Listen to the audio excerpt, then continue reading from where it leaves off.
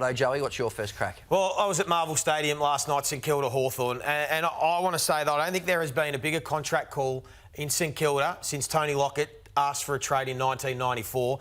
That's how significant and important Nasiah Wanganeen-Milera is to the success of this football club. A big call, because, Joey. well, you don't get many talents like him walk through the door. I mean, we probably haven't seen him at St Kilda since Nick Riewoldt 25 years ago. And if he does choose to go to another club or ask for a trade, it is going to set this rebuild back 5 to 10 years. To be able to have a player of his calibre. And the reason why is watching him last night, he's just more than an exciting, talented half-back flanker. I think he can be one of the best midfielders in the competition and follow a path of Jordan Dawson and Ed Richards, Hayden Young and in recent times Miles Bergman to become this exceptionally talented midfield player. And I think that they've got to explore the ceiling over the next 6 to 7 weeks of the season and find out what he is capable of. And this was Ross Lyon talking about that exact situation post-game. We know he's got half-back, we know he's got mid, and I think he can do a bit of forward stuff. So, yeah, we've got a long-term plan that he becomes great. Not just a great half-back, but there'll be moments and times and over a period of time.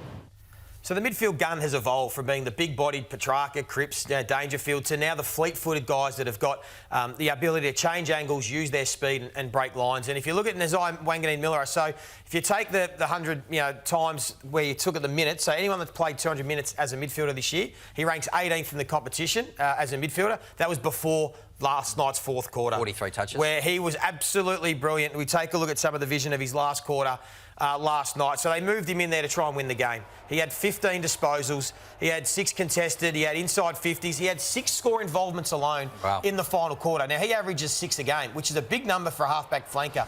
But I just wonder what he can do for this group if he plays more midfield minutes and actually can come out the front. And everything I saw, there's no reason why he can't be a permanent inside mid because he's clean, he can win clearance, and he's got that ability to try and set up some play. And I just think you can find another half-back flanker. Like, they're very lucky they've already got Jack Sinclair playing as a half-back, but you can move Hunter Clark or you can play Travalia, some other guys there, but they're looking for their midfield superstar, Jay. So they've tried, Davies Uniacke and tried Callaghan, and they had a bit of a flirt at Matt Rowell.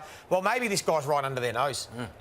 Why can't he be the elite A-grade midfielder that can set them up for the next 10 years? King, I know you've been big on this, King. You were banging on about it. You were banging on it last year. Mate, they've been slow to this. And it's taken a while. But if you can get a player come out the front of stoppage like this, why do they not explore it more? Absolutely right. I think they've been really slow to this, and I just hope it doesn't cost them the player. I mean, if Sydney had tried Jordan Dawson in the role he's playing now, would he still be there? I mean, I don't know. I mean, the players get excited by their own form and their own role and the coach's faith in that role. So it's a great conversation. It's a huge signature. There's no doubt about that. Massive. And they've whinged a lot about what the landscape's doing. St Kilda, we've heard the president, we've heard the coach. They can't afford to lose this one. For all the whinging that they've done about father-sons and academies, look after your own backyard first.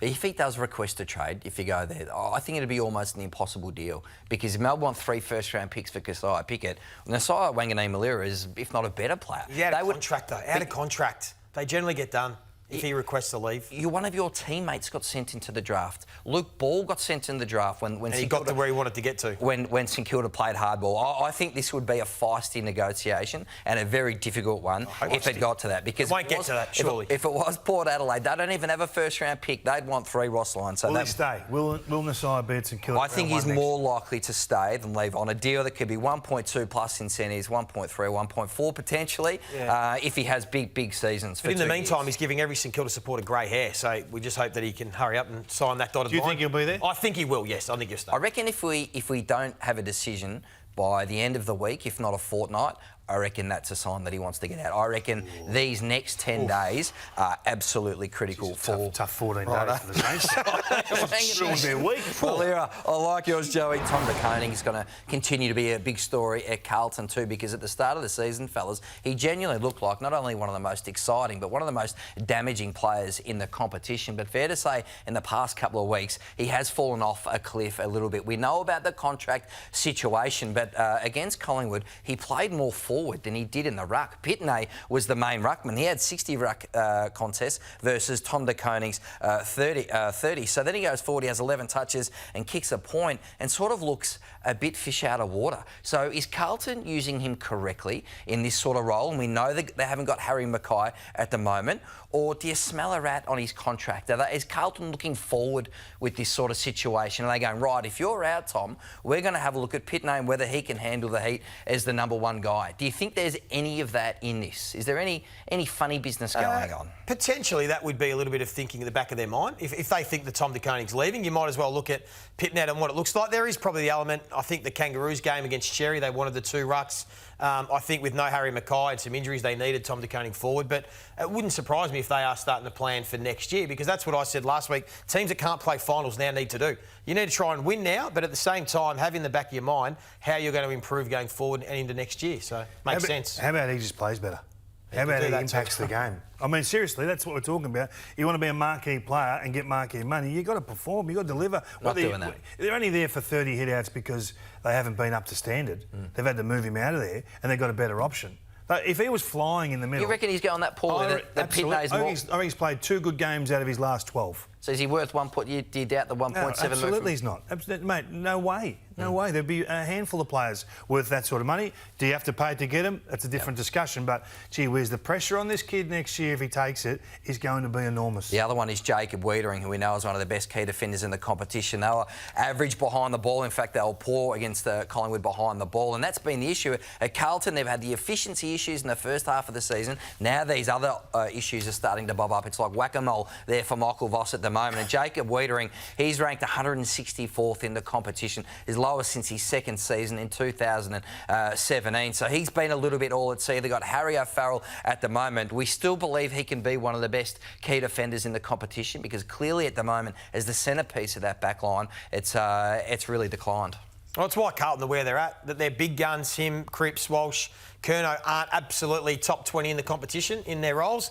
The next tier I spoke about last week haven't stepped up, and that's why they've found themselves where they are on the ladder. I think when we look at Collingwood's forward line, we've got to look at it a little bit different than what we do with others. Yeah, and it's an area they've really improved on, and what they can do really well is they can all mark the footy. Yeah. So if you just looked at the general stats from the game the other night, you see contested possession -18, and everyone thinks that's ground ball. In fact, Carlton broke even with Collingwood in the ground ball. What that stat was all contested marks. They were +15 contested marks. And you look over the last month, they have really skyrocketed that facet of the game. So over the last month, Darcy Cameron, Darcy Moore, Mycheck, McStay, all in the top 10 in the competition for contested marks. That doesn't include Jamie Elliott and Jeremy Howe, that we know can also take marks. So they dominate. Even Nick Dacos took 2 contested marks in this game. But as I said, the +15 contested mark differential was the best result ever for Collingwood on record in history. Wow. Was how much they dominated. And they were doing it at both ends of the field. So defensively, they were too good for the Carlton forwards. In front of the ball, they were able to do it. We know Cameron likes to get behind the play. But some of those long down the line plays you show, if you can take a contested mark there, that's worth 2 or 3 ground balls to be able to then get the game on your terms, set up and get the next facet going. So it's been a real feature of the Pies lately. Bobby Hill, the Norm Smith medalist, still to come into this team too at Collingwood, another weapon for their forward half. How do they like to use the ball, King? Well, we've seen them go slow and seen them do the point and long down the line sort of stuff over the previous month. And if you look at round 12 against Hawthorn, was well below AFL average. Same against Melbourne. You know, AFL average is 100, right, for all forms of the game. 82, 75, 90. So well below AFL average. The last couple of weeks, they've been super aggressive, and it's almost straight line to goal. So when you see it, you think, gee, that's daring. I don't know if I've seen them be as aggressive by foot as what we're seeing at the moment. These sorts of kicks here, now they normally go long, down the line, wide. Look where they're going. So if they are able to mark the ball in a contested situation, like you're saying, Joey, then they're going to score. They're prepared to put into these sorts of areas, and even if the opposition win it, it's back into chaos, and that's the game they love. They love being able to win it back on the move. Look at this. They're the sorts of challenges they're putting to the competition now. So if the big dopey ruckman from the opposition want to set up down the line, this is what they can do to you. It's changed. We aren't seeing a lot of this, are we? Aren't we? It's a lot of the 45 short that teams are doing. This is. Are they being one out with this style? Last couple of weeks, it's just worth just putting on the radar, and we're going to track it, because sudden shifts like this catch the competition unawares. I don't know whether this is going to be the plan for the back half of the season. It's aggressive. So maybe they just think they're better than some teams in that facet, and they're going to take them on. Or they're trialling it because they're in that stage of the ladder, and it's allowed them to, as you touch on, like, try a few things, see what works, see how it goes, and see what they can use in finals. Be interesting to watch. Well done, King.